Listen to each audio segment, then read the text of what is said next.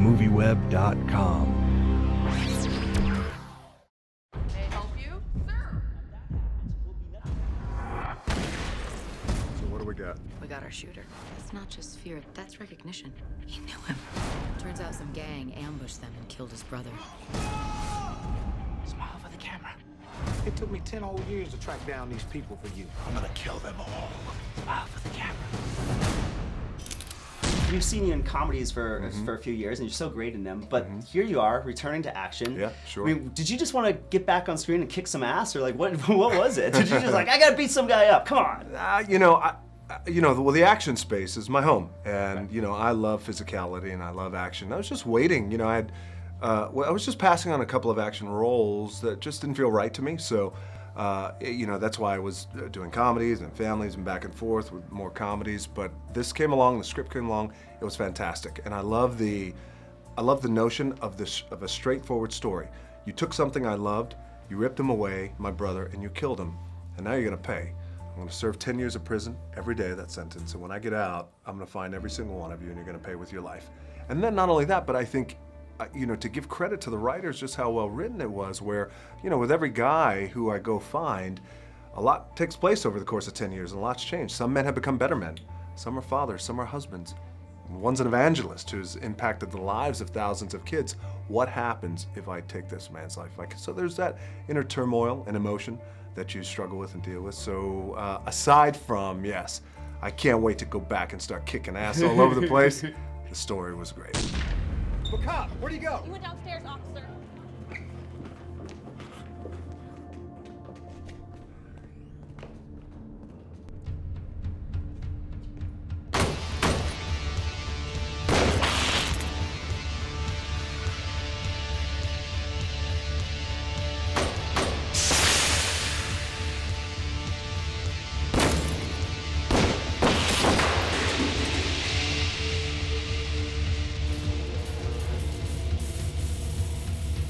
So let me ask you about your character, because he's the bad guy, but he's got really good motives, it seems like. I mean, he cares about his son, he cares about his wife or ex-wife. Can you talk a little bit about the character and his motives? Yeah, well, I've kind of always liked to, I've gravitated toward characters who are a bit ambiguous, guys who are, you can't really say they're bad guys or good guys. You don't really know exactly what's going on inside them. And I always like those guys who are a little more complex inside, So that definitely attracted me to doing the part and doing the movie. And he's got a heroin addiction that he's dealing with. I can't remember, have you played an addict or something like that on screen before? Was it difficult getting into that aspect of the role? I've played it. I've played, like alcoholics a couple of times. I played a drug guy years ago in a movie called One False Move, but he was more into the up the nose. He was more one of those guys, Right. But it wasn't that hard, especially with Junkie, because they just kind of float through anyway. You know what I mean? So, and being in the rock and roll business since I was a kid, I've seen plenty of that. That boy they killed was my brother. I can bring him back. In my heart, I'm sorry. Can you at least find it in your heart to forgive me?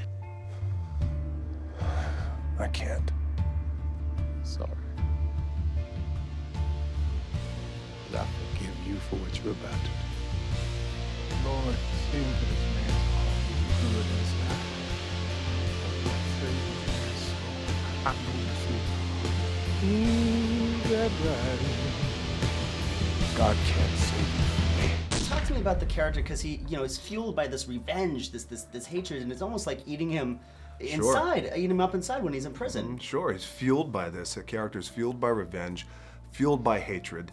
But at the same time, this interesting thing happens, certainly without not giving the movie away, but just where he is in this incredible place, fork in the road. You have an opportunity to forgive. You wrong someone, because the character starts off, he's not doing good things, but you have an opportunity to forgive someone who wronged you. What do you do? You know, and that was a powerful scene. I love And shooting. you have scene, that by the arc way. because he does sort of change. He does does. realize some things. He does. I think he realizes that there is power in forgiveness. You know, it is easy oftentimes, and we see this on the news all the time, for somebody to take another man's life with a gun. That's easy, whether it was righteous or not, or you know, whether he feels like he was doing the right thing. But there is great power in forgiving someone. Yeah. And we've all been faced with that. You know, somebody who's wronged us or we felt wronged. Do we forgive? Do we not? And the film itself kind of felt like sort of a throwback to some of the classic 70s, you know, felt like a Peck and Paw or Yeah. Point Blank or even Vanishing Point. Could you talk about sort of the mood and the tone that the director set and his vision for the film? Yeah, they actually told me that before we did the movie. They really loved that aspect of the movie, that it did seem like one of those 70s movies, and those are some of my favorite movies. And I was a big Peck and Paw fan, you know, and you mentioned Vanishing Point, one of my favorite movies of all time. So, yeah, I was glad they were doing that. At the same time, they managed to, I don't know how they did it, but they managed to give it a contemporary look and feel as well as a 70s look and feel. I don't know how they did it, but they got both things. I think probably in the editing and the sound design, it's got a more contemporary feel because it's, you know, it's really fast and loud, you know. But no, I enjoyed doing it very much. But I was happy that they were purposely going for that 70s vibe. Absolutely. Well, that was the one thing that came across that virtually exploded. You know, as you're reading the script, just that tone and that texture. And I give a lot of credit to the writers who were inspired by movies of that time and of that era. You mentioned Peck and Paw, Eastwood movies, Steve McQueen movies. That tone, that texture, where character was important. And the action that you saw was fueled by great emotion. Not just action for the sake of action, not big explosions, not anything over the top, but I'm gonna find you and I have one big bullet and it's going right between your eyes. And it's fueled with that type of emotion, which oftentimes is even more powerful than a big explosion or a big grenade or something like that. So, you know, I loved that, and I'm a fan of movies of that era too. So that the fact that we were able to capture that, the director's vision, George Tillman, he wanted to capture that. That was important. The tone, the texture, even the color palette of the movie. You know, he wanted that feel. So, you know, I was really, really impressed. I know the devil got your heart twisted. The vengeance and hate.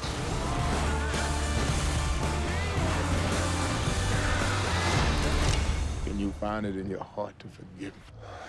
I can't.